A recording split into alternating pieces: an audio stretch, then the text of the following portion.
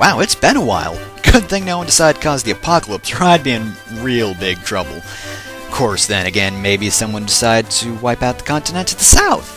I wouldn't know, but it doesn't really have any relevance to what I'm doing today.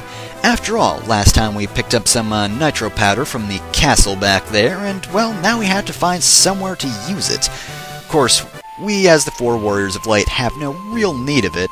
After all, if we have a problem, we have Dante set something on fire, and boom, problem solved. Of course, we can't just be so haphazard with this nitro powder, because it's literally the only nitro powder on the planet. Unless you cheat or something. I guess without China existing, it just makes things hard to explode. But nonetheless, there is a place where we can use this, and it's right here, in the land of visible accents. See this man? You can tell he has an accent, because they spell it right out. Now, we could have come here much later, you know, if you couldn't tell by the fact that they're still mentioning the Crystal Eye, that we totally solved the situation for the situation of... There was pretty much no good wording for that. I backed myself into a corner. But, however, there is one good thing about this area, and one thing you'll want to remember. And it's what the other guy said. Not that one. We don't care about that guy. We care about this guy. He is, of course, like all Final Fantasy blacksmiths that, you know, are really, really good. He's looking for adamantite. He won't make us any other swords but one made with adamantite. So we're gonna find some for him. Just... not right now. It's gonna be a long, long time before we get some adamantite. Okay, maybe not that long. This is a relatively short game for an RPG. But yeah, other than that, the items here aren't terribly useful at the moment, and the dwarves don't really tell you anything useful outside of the whole Crystal Eye thing. They're just like, oh hey, who makes the best armor? Dwarves. We make the best armor. Aw yeah. And sometimes they say lolly-ho when the developers were just like, fuck it, I can't think of any more dialogue. But luckily there's not much to explore. It's not like a mini-dungeon or anything, that would kind of be a dick move. But we do have some free items to loot right here. Actually, is Mithril Mail all that bad? I think it's actually not too bad at this point in the game, it just won't be useful for very long for me. Same with a Worm Killer, because, you know, this isn't Fire Emblem. Weapons that have special effects aren't really useful. I mean, if they give us... oh yeah, that gives us some extra attack. Because if it gives us extra attack, then it's useful. If it doesn't, well then we just discard it, because special effects are just completely negated by the whole better attack power thing. Anyway, let me just let me just go through the inventory real quick. Alright, my mistake. Apparently there are some useful items in here. But that's pretty much it. The dwarves just decided to stop digging through here. You can tell they sort of got lazy, because it's just like, oh look, then tunnels, whatever. We made enough space for us to just aimlessly wander, we're good. But there is this guy we have to talk to. No, it's Nitro Powder. Really? I don't know about that. I mean, you'd need a lot of it, right? I mean, we stopped right here. Explosives aren't going to do the entire thing. It's not going to complete the whole thing. Plus, it's actually kind of dangerous because it could cause a cave-in. You know, those are some really bad consequences. You'd lose your place of living. But, again, there's not much nitro powder there. Oh, come on. Look, it's just a small amount of some, you know, admittedly combustible substance, but not much of it. It won't make that big of an explosion. Of course, if we should be out of here, because we don't want to be anywhere near an explosion, no matter how small. Of course, that wasn't small.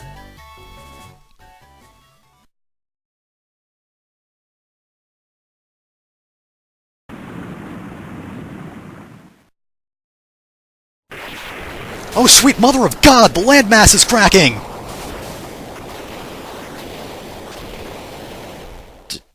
Do I truly have this much power? Should I have that much power? No, it was just an earthly object. It's fine, but... should I truly be playing God? No, whatever. He's like, whatever. I blew up a continent, or at least part of one, with some nitro powder. It was successful, alright? That's all we need to know. We don't have to question how any of that works or why there isn't a big gaping hole in the wall now, even though we just blew the entire fucking thing up. All we need to know now is, well, the entire ocean is open for us, which doesn't mean we can get through the entire map, because there are quite a few locations that don't actually have a dock. But hey, we can access the entire ocean, and not only that, that means we can go past this small area over here.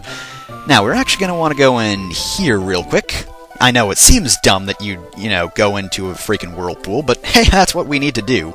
Well, not what we need to do. Heh, peoples.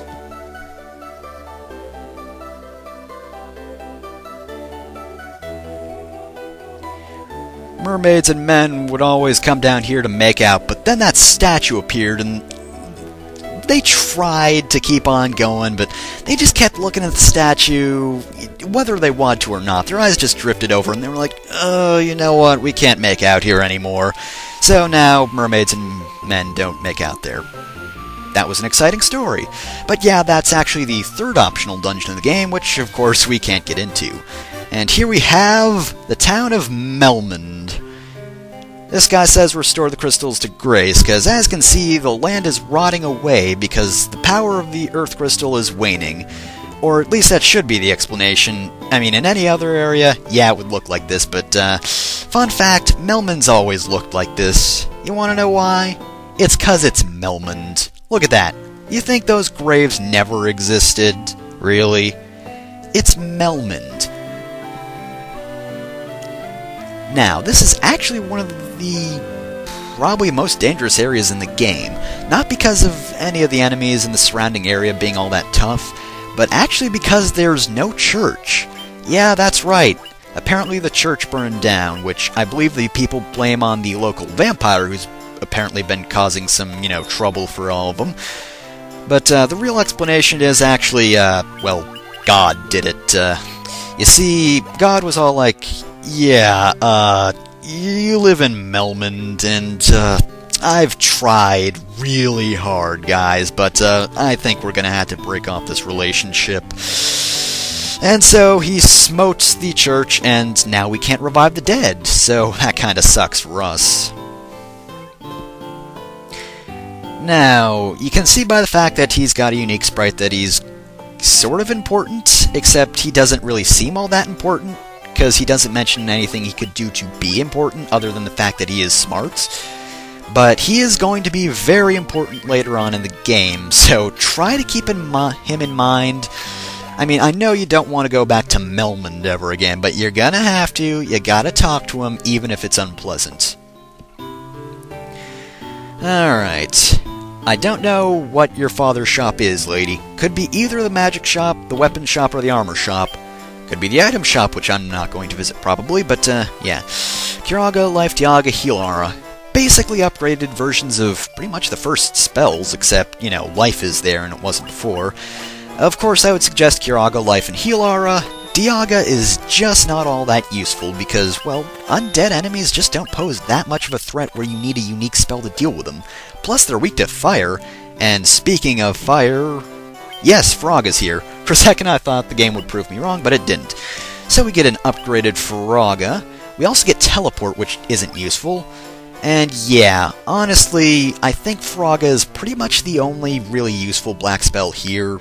It's mostly the white spells that are helpful. Though I guess Slowagga, or Slowra, whatever it is kind of important, but only use it, I guess, if you're a black mage and you're that desperate for a spell. You're not getting a good spell, but you have a spell. Of course, that guy has to just foreshadow because, what else can they do in Melmond? People just walk around all day and, then sometimes they run shops which don't get business because it's Melmond. Because I could probably... Actually, I can survive. Alright, so now that we're finally out of Melmond, I swear I've been there for years, but anyway, we actually have to go to the next dungeon in the game, which is sort of in this way. I'll find my way there eventually, don't you worry. We just have to make our way through this marshland here, which does have a few dangerous enemies. Nah, I'm just kidding, it doesn't have any dangerous enemies. And actually, here we have Giant's Cave. Keep this place in mind. Hi, Wargwolves. How's it going? Oh, hey, look, I got some levels. Actually, that's pretty good for Dante. Usually doesn't get all that much HP or MP, but pretty good one this time. Anyway, as you can see, there's this large golem right here. He just says you will not pass, and let's not argue with him. We'll find a way to pass by him later, but for now, back to the main dungeon that we're going to be getting to in just a sec once I find my way to there. I swear I'm not lost. See, we're here, on the Devil's Tail, which got its name because it kinda looks like a tail of a demon. But anyway, we're actually not going to start the next dungeon proper just yet. There's actually a bit of a well-known grinding spot in here. You want to know where it's found? I'll show you where it's found. We enter the dungeon and we go either down or to the left. And eventually... you aren't what I'm looking for, actually, but you're a new enemy. Minotaurs have a lot of attack power. They did 2 damage, but, you know, Vance has a very high defense, so he doesn't count, ever. I'm sure if that Minotaur gets a hit off, he'd, you know, prove me right, but whatever. Anyway, this should be him, right? Yep, Hilgigus. This area is known as the Hall of Gigas. You want to know why? Well, I'll tell you why. Every, you know, 1 or 2 steps, you'll fight a battle with a Hilgigas in it. You are assured to get one. No, seriously. You walk 1 step, you'll probably get in a fight. Maybe 2 steps, and if you get to 3 steps, count your blessings and be prepared for a battle when you get to the next step. And remember, this is critical to your survival. Alright, I'll repeat the process one more time if you missed it. Step 1. Step 38. Make sure it's safely tucked away. Step 121. Make sure to get across the bridge before Officer Frederick. Chapter 589. Why is this a book now? Step 567. If you can't find the thing, step 494. Now that you have your time machine, you can go back. And if they try to use the power of love, for the love of God, just shoot them. And that's how you get through the Hall of Gigas without losing your sanity and making it through with enough MP to not die.